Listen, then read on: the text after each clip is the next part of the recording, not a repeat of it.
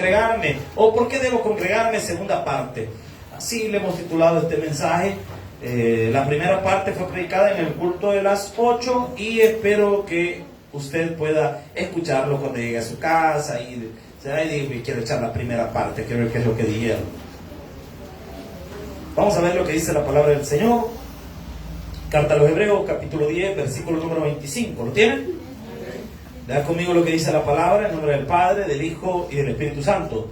No dejando de congregarnos, como algunos tienen por costumbre, sino exhortándoos, y tanto más que veis que aquel día se acerca. Buen Dios y Padre que estás en los cielos, habla en nuestra vida, en nuestro corazón, y permítenos, Señor, hoy discernir las Escrituras y poder entender, Señor, cuáles son las intenciones de tu corazón al hacernos un llamado a congregarnos y a estar dentro de tu obra y tu iglesia. Gracias, Padre, en el nombre poderoso de Jesús lo pedimos todo creyendo. Amén y amén. Puede tomar su asiento. Voy a hacer un breve resumen de lo que hablamos en el primer culto para los hermanos que están ahora en nuestro segundo culto del día. Quiero contarles. Estamos hablando los motivos por los cuales hay que congregarse. Hablando que estamos en una época donde las personas cuestionan todo y no está mal cuestionar. De hecho, yo le digo cuestionen, pregunten. A mí me gusta la gente que hace preguntas. A mí me gusta la gente que consulta cosas. Hay personas que a veces me escriben a Facebook o a los que tienen mi número, me hacen una llamada, me dicen, pastor, yo tengo una duda en la Biblia, quiero entender esto, me lo podría explicar, o me preguntan, y ese tipo de preguntas son muy buenas. Usted debe cuestionar las cosas, porque parte del ejercicio del aprendizaje es cuestionar, preguntar. Pero el problema de este día, o de este año, o de esta época en la que estamos viviendo, no es que la gente cuestione. El problema es que se le dan los argumentos y les parece que no tienen sentido. Porque ahora vale más lo que yo pienso y siento que lo que es la verdad. Y vemos cosas, y le decía en la mañana, que vemos personas que dicen y opinan, yo no necesito la iglesia para creer en Dios. Yo puedo adorar a Dios desde mi casa. Yo le he dicho a personas, hermano, debe visitar una iglesia. Yo le pido a Dios en mi casa. Yo tengo mi forma de comunicarme con Dios. Pero fíjense que la Biblia dice otra cosa. Y como el punto aquí no es lo que usted dice, sino lo que la Biblia dice. ¿Cuántos dicen amén? Y veíamos en la mañana 4 razones por las cuales debíamos congregarnos. Vimos que congregarse es un mandato del Señor. Y que toda persona que se llame a sí misma cristiana, que sirve a Jesús, que quiere adorar a Jesús, debe congregarse, porque es parte de lo que el Señor nos ha pedido que debemos hacer. Como punto número 2, estudiamos que nos congregamos porque Jesús nos dio el ejemplo que deberíamos congregarnos. Y vimos una cita bíblica donde aparece que la costumbre de Cristo era ir constantemente a una congregación para la lectura de la palabra de Dios. Y vemos también en el siguiente punto, en el punto número 3, nos congregamos porque la exposición de la palabra ilumina nuestra mente y nos da entendimiento. Amén, iglesia.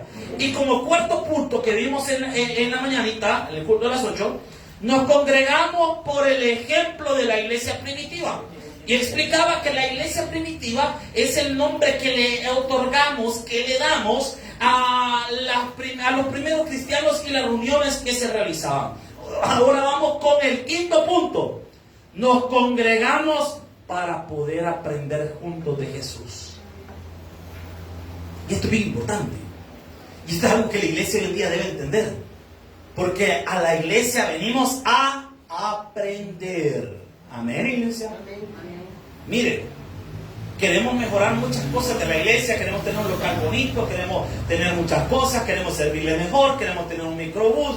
Y yo tengo muchos sueños, hermano. Yo soy una persona, a mí me gusta soñar en grande, a mí no me gusta soñar en chiquito, yo quiero soñar en grande, hermano. Porque hay gente, ay no, hermano, mire, yo me conformo con tal de tener un cartón que me cubra. No, hombre, hermano, tenga sueños. No se limite a sus sueños. Eso es algo que usted tiene que entender. Si uno se va a limitar a sus sueños, siempre va a estar mal. Usted tiene que tener su sueño en el Señor. Pero debo aclarar que lo más importante no es la estructura. Yo le estoy pidiendo a Dios y espero que todos los hermanos que ministran alabanza en la iglesia subamos de nivel y mejoremos completamente. Porque yo estoy tratando de que la predicación sea una predicación expositiva, que sea una predicación buena. Pero también esta semana el Señor me hacía ver eso. Me dijo, Te estás esforzando porque la predicación sea buena. ¿Y la alabanza? Está buena la predicación, te estás poniendo las pilas, estás trabajando, estás haciendo esto. Pero también quiero que también la alabanza esté a nivel. Entonces vamos a empezar a presionar un poquito más. ¿Para qué? Para que las cosas se hagan bien. Pero lo más importante, debo aclarar, es la predicación de la palabra. El aprendizaje, el mensaje. ¿Qué es lo que Jesús va a hablar al corazón? La iglesia debe venir con la idea de aprender de Jesús. ¿Y qué aprendemos de Jesús? Aprendemos a convivir juntos en armonía. Efesios capítulo 4, versículos del 1 al 2. Acompáñame por favor. Efesios capítulo 4, versículos del 1 al 2. No sé si hermano Anderson me puede ayudar y busque la definición en el diccionario de armonía. Efesios 4 del 1 al 2. ¿Sí me hace ahí el favor a su hermano? Efesios 4 del 1 al 2. ¿Lo tiene, iglesia? Amén. Carta a los Efesios capítulo 4 versículos del 1 al 2. Vean lo que dice la escritura. Vean lo que dice la palabra. Yo pues, preso en el Señor, os ruego que andéis como que dice Pablo. Es digno de la vocación. Deténgase ahí. Voy a explicar.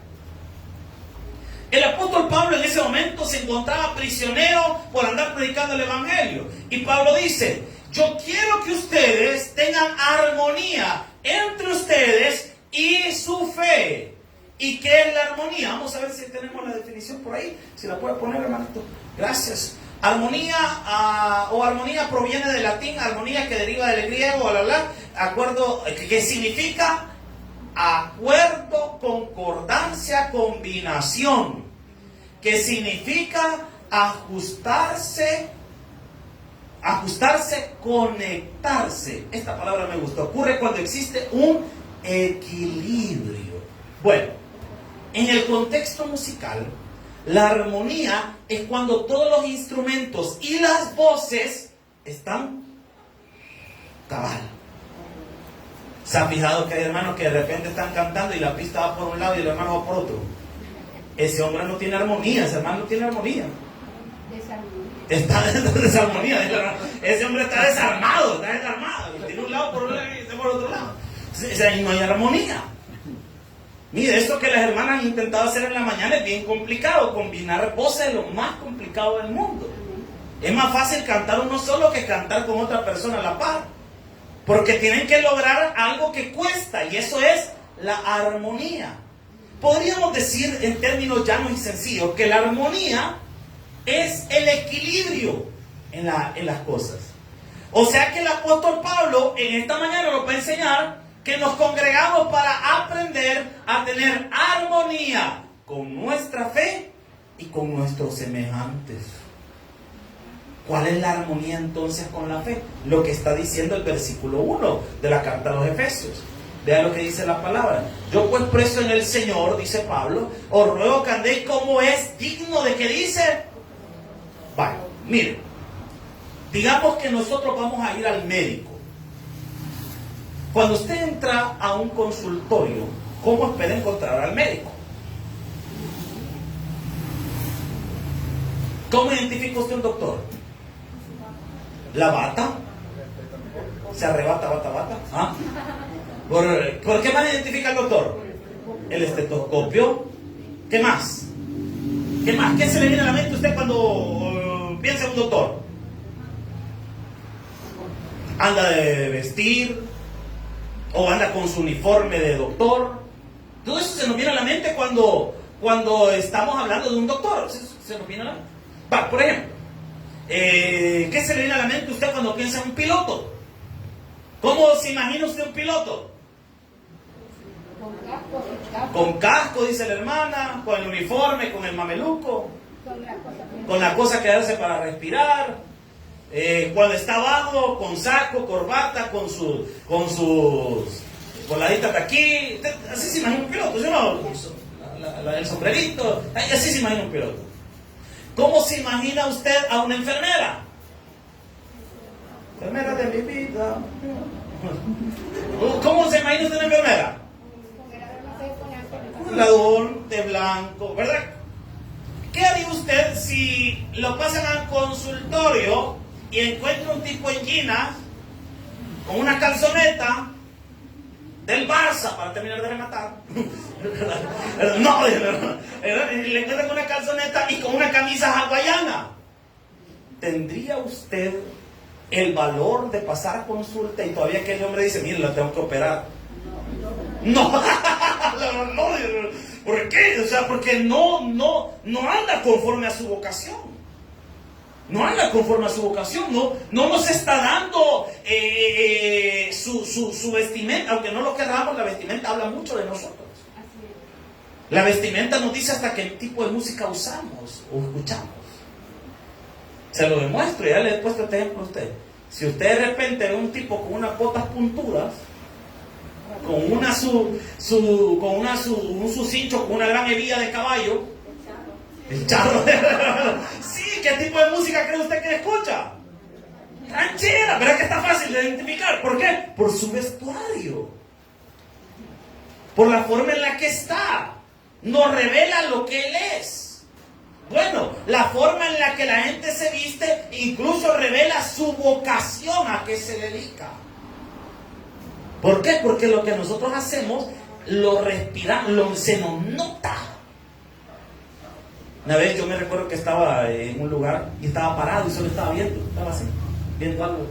Y se me queda viendo una persona y me dice, ¿verdad que usted es pastor, verdad? Así dice, le digo.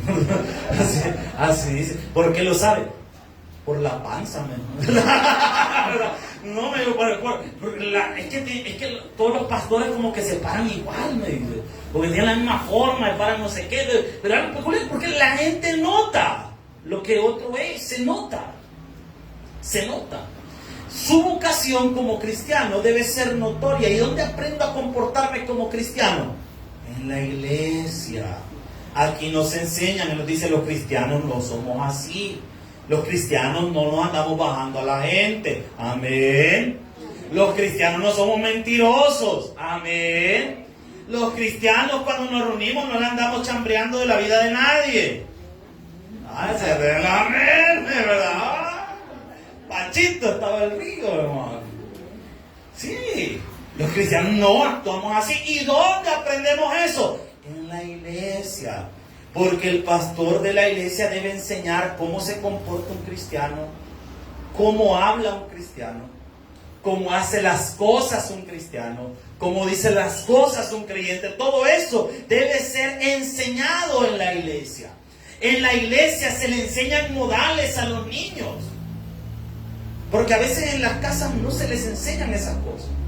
Y hay niños que en la iglesia han aprendido a decir buenos días, buenas tardes, con permiso, disculpe. ¿Y dónde lo aprendieron? En la iglesia. Es más, en la iglesia la gente a veces hasta aprende su futura carrera. En el Tabernáculo Central, muchos de los hermanos que han estado en los medios, cámara y todo eso, hay empresas que llegan directamente. Mire, si usted pone su currículum, que es que estuvo, parece broma, pero no, ahí van a ver que no es tan broma. Pregúntenle a las personas. Si usted pone su currículum, que fue servidor en una iglesia, por ejemplo, en medios, en comunicación, le van a preguntar, ¿y qué hacía usted? Yo diseñaba las cosas estas, yo diseñaba los anuncios, yo diseñaba esto. Eso le puede abrir puertas y hasta trabajo puede conseguir. ¿Y dónde lo aprendió? En la iglesia. En la iglesia.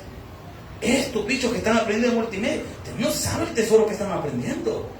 Si ese trabajo como se está llevando, se lleva de manera profesional, la multimedia de nuestra iglesia no es improvisada, es pensada. Se tiene un plan de trabajo y todo eso que se hace, es lo que ustedes están aprendiendo. Ustedes que están en multimedia, lo que están aprendiendo ahorita es lo que hace la gente en los canales y hace las personas en la publicidad. Lo que ustedes están aprendiendo, eso se paga en una carrera universitaria. O sea, ustedes están aprendiendo de primer nivel. ¿Y dónde lo aprendieron? En la iglesia. Si hay gente que en la iglesia aprendimos a manejar malas decisiones, pero en la iglesia la aprendimos. Y uno en la iglesia aprende, mire, no es lo mismo ver a un niño que ha crecido en la iglesia a ver a un niño que no crece en la iglesia. Mire, los niños de la iglesia suelen ser más sueltos. A una exposición no les cuesta porque ya están acostumbrados a hablar en público. ¿Cuántas veces los han pasado enfrente? Él viene el niño, la primera están todos penosos. Y le quedan viendo. ¿Se ha fijado cuando de repente pasan niños de bíblica y pasan con un celular y pasan con el cartel y hasta se esconden en el cartel? Sí, y están empezando y de repente los ponen a decir algo. Y pasan a decir un versículo o algo y van perdiendo la pena, van perdiendo todo eso y aprenden a ser más sueltos, más desarrollados. Analice el comportamiento de un niño de una iglesia y de un niño que no es de una iglesia. Va a notar una diferencia. No solo que se comporta mejor probablemente, sino que también es un poquito más suelto. ¿Y dónde lo aprendió? En la iglesia. Es que la iglesia nos enseña a vivir, nos educa, nos forma. Si muchos de nosotros no somos tan malacates por la iglesia, hermano, porque si no fuéramos la malacatada andando. Si uno ya piensa dos veces antes no lo voy a decir, ¿verdad? Uno piensa dos veces antes de sonarse a alguien. ¿Por qué? Porque usted es hermano. Y de repente le sale, no, porque soy cristiano, pero en el nombre de Cristo, ¿verdad? Te va a mandar con el Señor, ¿verdad? Todo eso se lo piensa. ¿Por qué? Porque ahora es cristiano. Hermanas, ¿cuántas hermanas solteras están en la casa de Dios? No hay solteras ahora aquí. Ahora resulta, ¿verdad? Me voy a preguntar, ¿cuántas solteras están en la casa de Dios? A ustedes les conviene conseguirse un su macizo que sea cristiano. Sí. ¿Por qué? Porque si el macizo ama a Dios, la va a amar a usted y la va a respetar. Pero si usted se fija en un vago de afuera, ya va a ver, embarazada la va a dejar y se va a ir con otra. Parece broma, pero es cierto. En cambio uno de estos, mire, ahí se va a quedar con usted. Teóricamente, algunos sinvergüenza, pero hablando buenos cristianos, pues hablando buenos cristianos. ¿A ustedes les conviene? ¿Cuántos hombres solteros están en la casa del Señor? No, hermano, si no es nada malo lo que puede decir, ¿cuántos solteros están en la casa del Señor? Vaya, a ustedes les conviene una su maciza. Sí, que sea cristiana. ¿Por qué? Porque las cristianas pegan menos, siempre pegan, pero pegan menos. Reclaman, pero reclaman poquito. Y la cristiana no se le va a ir, ahí va a estar con usted, lo va a andar aguantando, él lo va a sonar un par de veces, pero él va a estar con usted. ¿Por qué? Porque la iglesia le enseñó a esa mujer cómo comportarse. La iglesia le enseñó a ese hombre cómo comportarse. Y por lo tanto, el mejor partido que usted puede buscar es un creyente. Pero que sea creyente de verdad. No le vaya a buscar a uno que solo tiene el nombre de creyente. Ay, pero es hermano. Algunos parecen hermanos, pero es Lucifer. Pero no sigamos en el versículo, ¿verdad? Efesios 4.1 está. Yo pues preso en el Señor os ruego que andéis como es digno de la vocación que fuisteis llamados. Con toda que dice, o sea que el hermano que está en la iglesia y está aprendiendo y se congrega, tiene que ser humilde. Igual que el hermano que usted tiene a la par, bien humilde, ¿verdad? Se ve, pero que pues no es, pero es bien humilde, se ve humilde. Es que mire, hermano, la humildad es uno de los atributos de Cristo. Cristo era manso y humilde de, ¿qué dice la Biblia? De corazón. El creyente debe ser humilde. No se la pique de chompipón, hermano. Amén. Perdón que ando con calicha. No se la pique de chompipón. Para los que nos ven de otro país, chompipón es un animal, un chompipe, no sé cómo le dirán en otros países. ¿Qué es un chompipe? Pavo real, algo así, ¿verdad? Ustedes ven una paloma pechuda, ¿vale? Entonces, para que me entiendan. Entonces, el hermano, hay algunos hermanos que somos así, paloma pechuda. Y andamos lo de creídos, ¿verdad?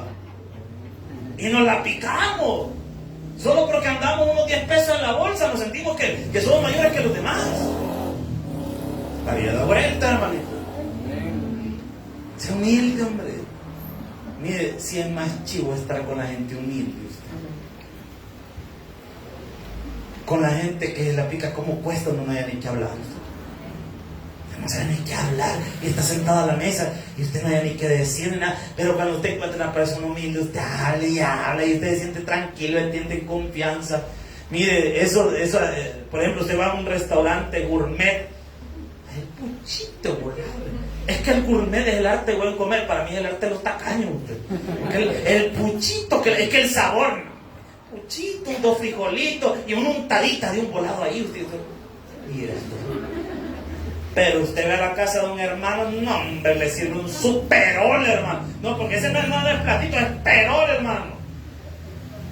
Forrado de frijoles, aquel volado. Le ponen ahí bien servido. Es hermoso convivir con una persona humilde. Las personas humildes son agradables. Pues las personas soberbias caen mal. Las personas que alucinan de las cosas que tienen. Mire, yo he aprendido algo. La gente que tiene pisto nunca lo dice, se le nota. Pero los que no tenemos pisto y anantío y fiado hemos comprado algo, ahí lo andamos exhibiendo. Este reloj me costó $600 aquí, como lo ven. Las cositas que puede dar uno. ¿Y quién te está preguntando, hijo? Si usted se compró algo, qué bueno. Pero nadie te está preguntando, compadre. Si usted se lo puede comprar, cómpreselo. Pero no es para andar. Mire, si usted va a comprar algo, cómpreselo porque le gusta. No porque le quiera andar diciendo a la gente, mire, es que esta marca tiene un caballito aquí. Ya viejo que cada vez las marcas las hacen más grandes. Que de repente primero un caballito así, después un caballote, después la cara del caballo. El hermano, mire, y la gente alucina. Las grandes marcas tienen dos líneas, fíjense. La línea donde viene todo tatuado, lo de la marca y todas partes, todo forrado de la marca. Y las líneas exclusivas, que ese ni tiene marca, ¿ves? Hermano, yo le doy un consejo. Con todo respeto, sea humilde, hombre, sea tranquilo. Si Dios le ha dado ahorita y es humilde, le va a dar más. Si ya le está dando, le va a dar más. Pero conserve su humildad, los pies en el suelo, tranquilo, no se eleve. Tranquilo, hermano, usted tranquilo. Es que nosotros de la alta clase, ¿y de cuál alta clase? De la alta clase de Soyapango, no molesta.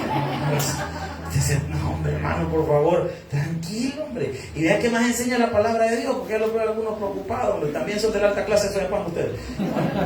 Con toda humildad y que dice mansedumbre. ¿Y qué es la mansedumbre? La capacidad de controlar sus emociones.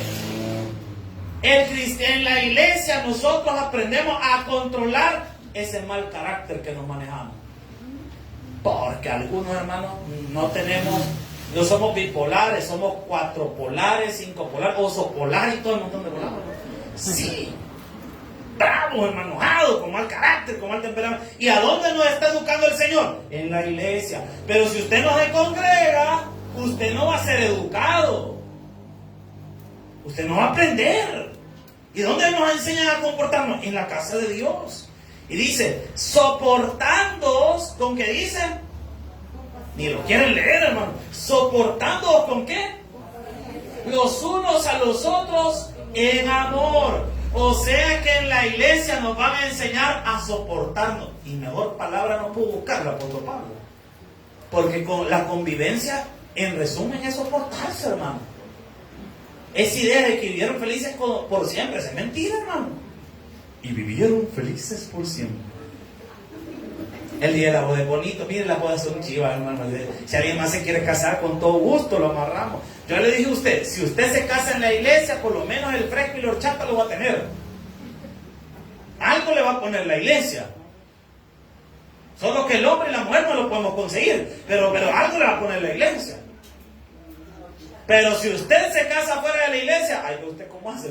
Yo con todo gusto lo llevo a casar, pero si usted se casa en la iglesia, pues algo le ponemos. Mire, disfrute. Es bonito, la cosa son chivas, hermano. Me gusta porque todo el mundo está alegre ese día.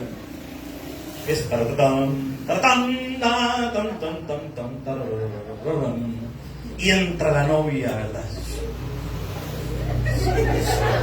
Entra, ¿verdad? Y ya está el novio aquí, ¿verdad? Está nervioso. Mire, es normal. Siempre la novia está más serena que el novio. Siempre.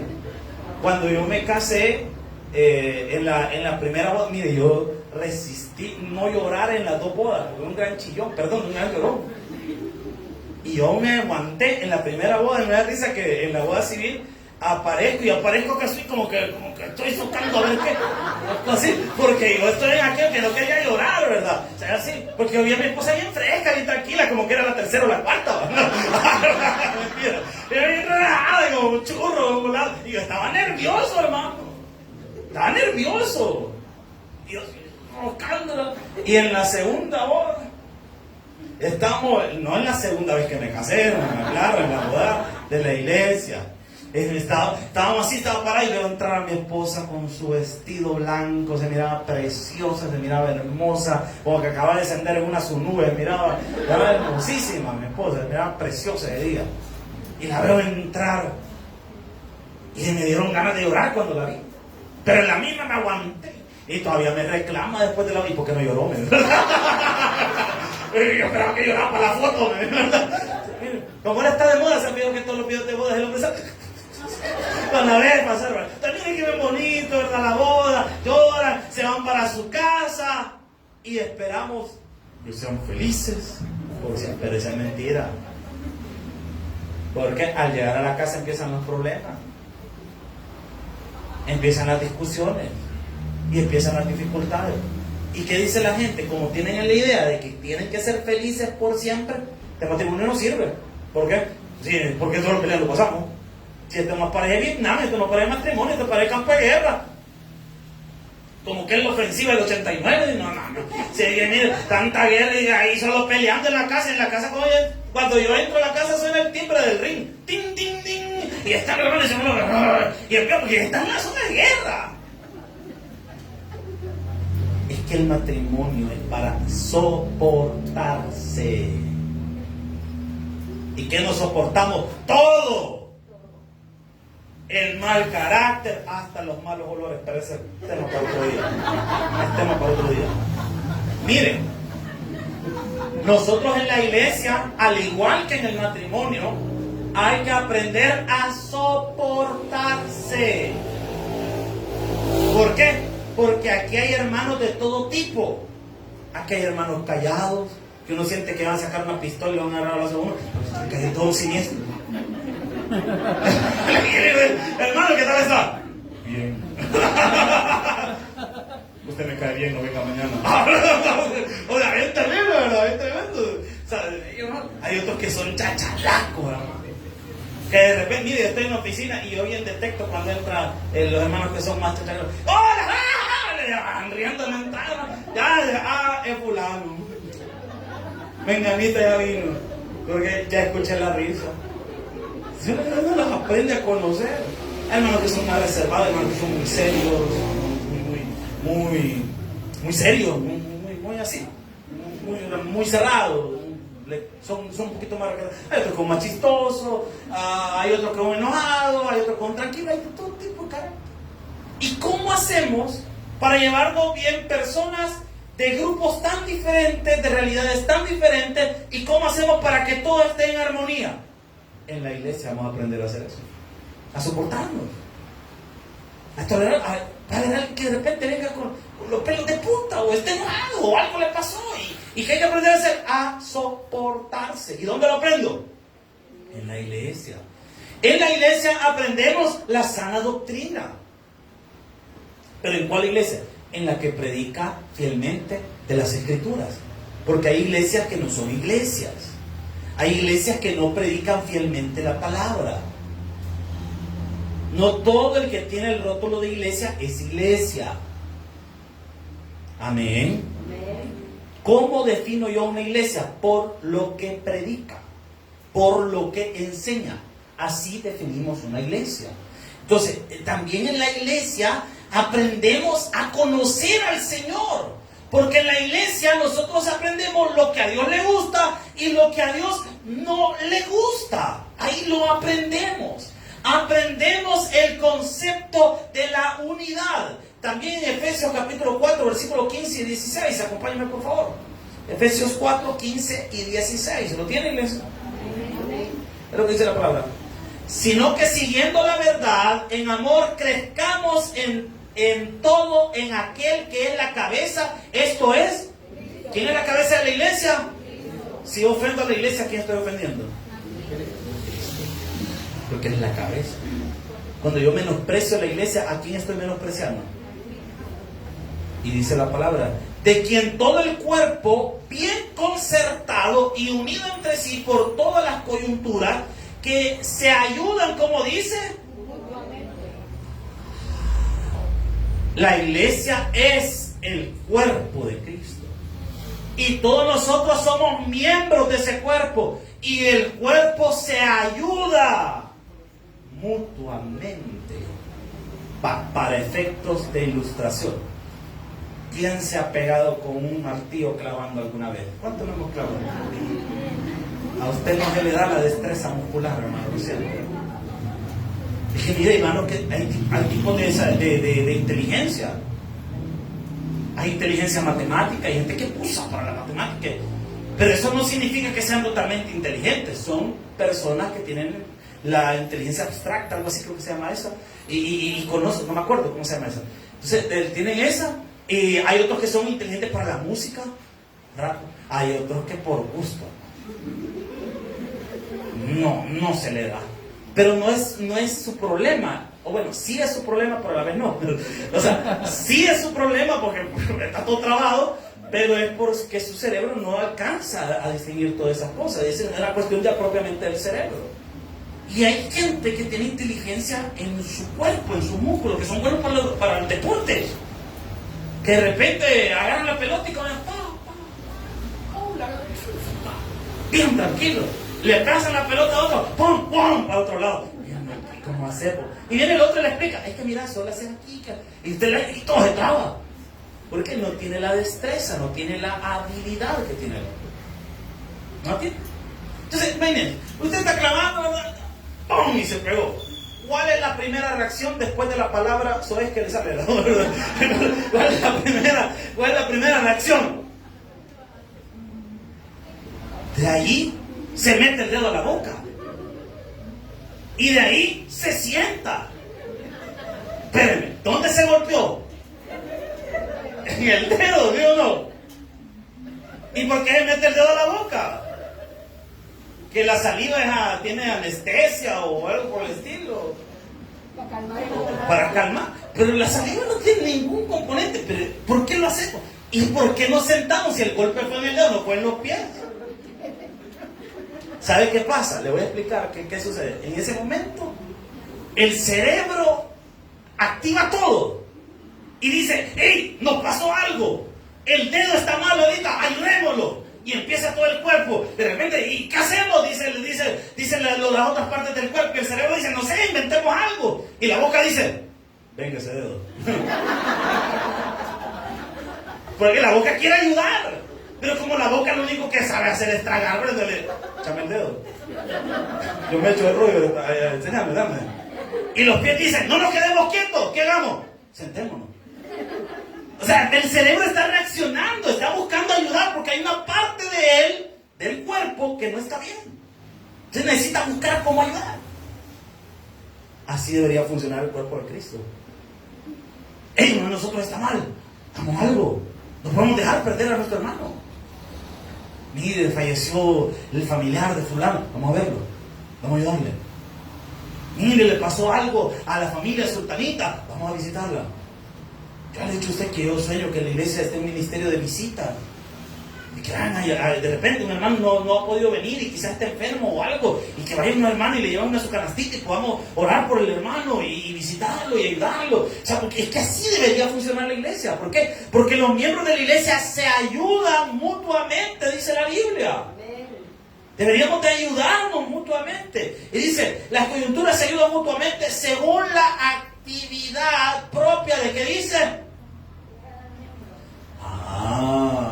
O sea que el cuerpo de Cristo se coordina y cada miembro hace lo que le toca hacer.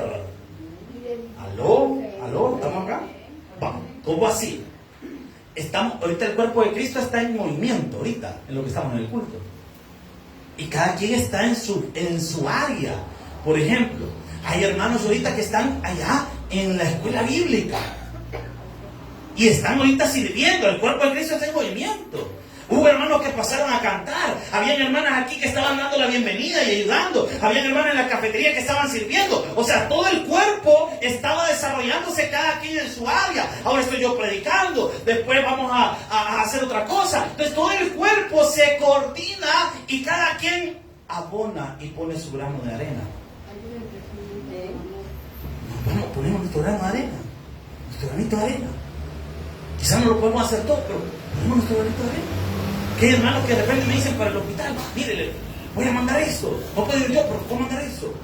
Vamos a colaborar, vamos a ayudar. Mire, aquí está esto, compren algo para el hospital. O hagan eso, o mire, aquí está esto para la iglesia. Y alguien pone su granito de arena. Y alguien va aportando, y va dando, y va ayudando. ¿Qué está haciendo? Poniendo su grano de arena. Para que esto camine, para que esto avance. Y dice, propio de cada miembro recibe su crecimiento para ir edificándose. ¿En qué dice? Nos edificamos. ¿Por qué? Porque somos un cuerpo. Pero el cuerpo está compuesto de diferentes partes. No todos somos cabeza. No todos vamos a ser labios. No todos vamos a ser manos. No todos vamos a ser pies. Pero todos somos miembros del cuerpo. Y como miembros somos parte de él. Sexto punto. Nos congregamos para prepararnos y presentar defensa de nuestra fe. Primera de Pedro capítulo 3 versículo 15. La carta de Pedro capítulo 3 versículo 15. Acompáñame por favor en la escritura. Primera de Pedro capítulo 3 versículo número 15. Primera carta del apóstol Pedro capítulo 3 versículo número 15. ¿Lo tiene, iglesia? 3:15. Vea lo que dice la palabra. Sino santificad a Dios en el Señor en vuestros corazones y estad preparados para presentar defensa con mansedumbre y reverencia ante todo aquel que os demande razón de la esperanza que hay en vosotros. O sea que en la iglesia es donde nos capacitamos. ¿Para qué? Para servirle al Señor.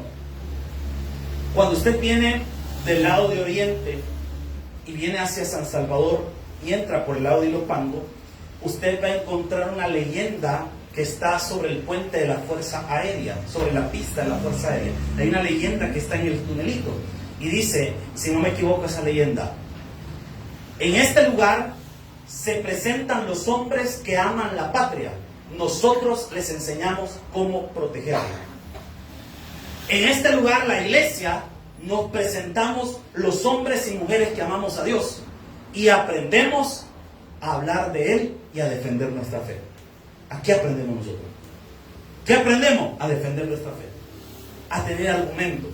Aquí recibimos palabra. ¿Para qué? Para ir al mundo y saber cómo tenemos que actuar y hacer las cosas.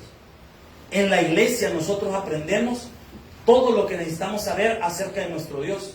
En la iglesia nos capacitamos para poder servirle mejor al Señor. Séptimo punto, nos congregamos para servirnos mutuamente. Gálatas 5:13. Gálatas 5:13. Lástima que el tiempo se me está yendo súper rápido. Gálatas 5:13. Pero ¿cuántos hemos disfrutado estos mensajes? Amén. Gálatas 5:13. Vea lo que dice la palabra. Pero vosotros, hermanos, a libertad fuisteis llamados. Solamente que no uséis la libertad como ocasión para la carne, sino servíos por amor los unos. En la iglesia es donde aprendemos a servirnos mutuamente. ¿Y qué aprendemos? A ministrarnos mutuamente. Hoy puede ser que usted tenga que orar por alguien, pero mañana puede ser usted el que necesite la oración de alguien. En la iglesia aprendemos eso. Aquí hay que aprender a servirse mutuamente. Hay que aprender a darle a los demás antes que esperar recibir. Hay que aprender a hacer las cosas para Dios y hacerlas de la mejor manera. A entregarse en amor por los demás. Aprender a que no solo se trata de lo que yo voy a recibir, sino que también se trata de lo que yo estoy dispuesto a dar y ayudar para los demás.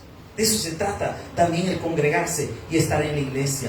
Nos congregamos porque la iglesia es el cuerpo de Cristo y nosotros somos miembros de ese cuerpo. Nos congregamos no solo para estar en la iglesia, iglesia, sino para aprender a servir. Y sobre todo, y esto voy terminando porque el tiempo ya se me acabó. La piedra principal de la iglesia es la persona de Jesucristo. 1 Pedro 2.5, ahí estamos cerquita ya. 1 Pedro 2.5.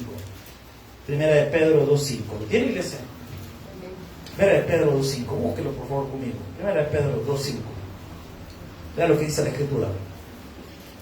Vosotros también, como piedras vivas, ser edificados como casa espiritual y sacerdocio, como dice, para ofrecer sacrificios espirituales aceptables a Dios por medio de Jesucristo.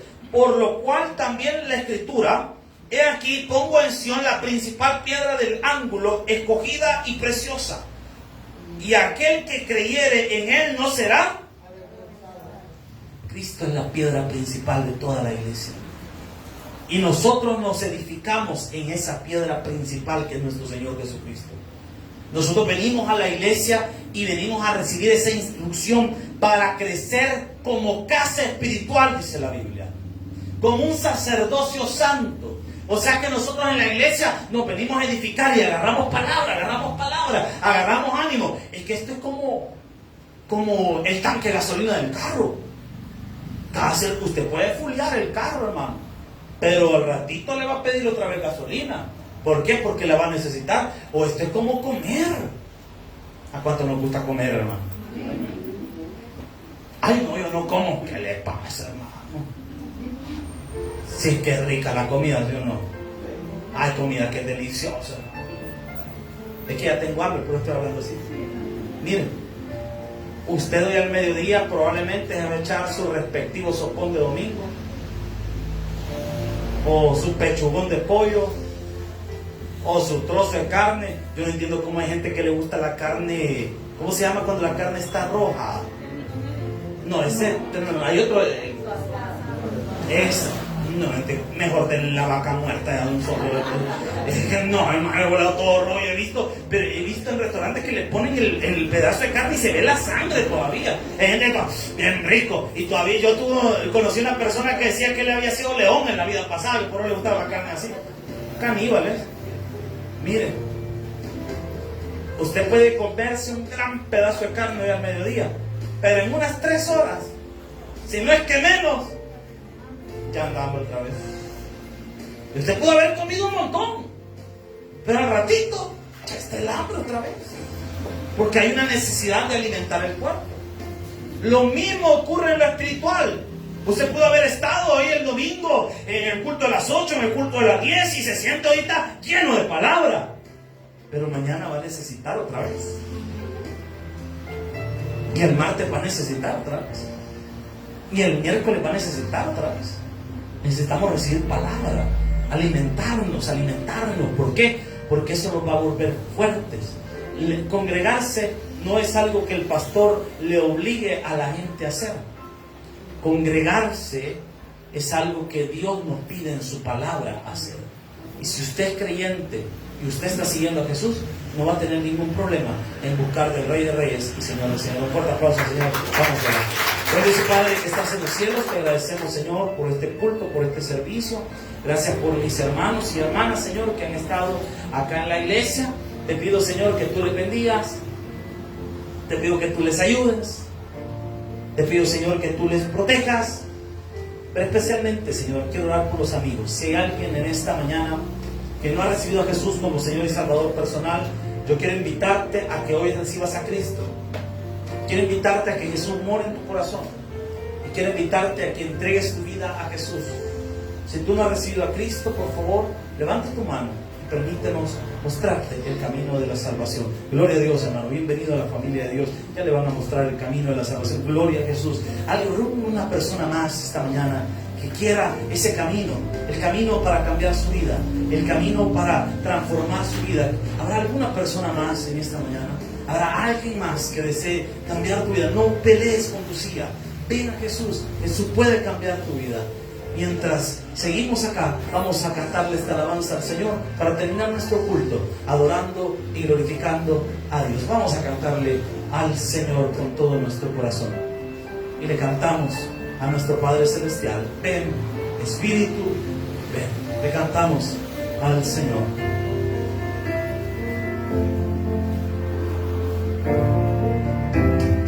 Ven, Espíritu, ven y llena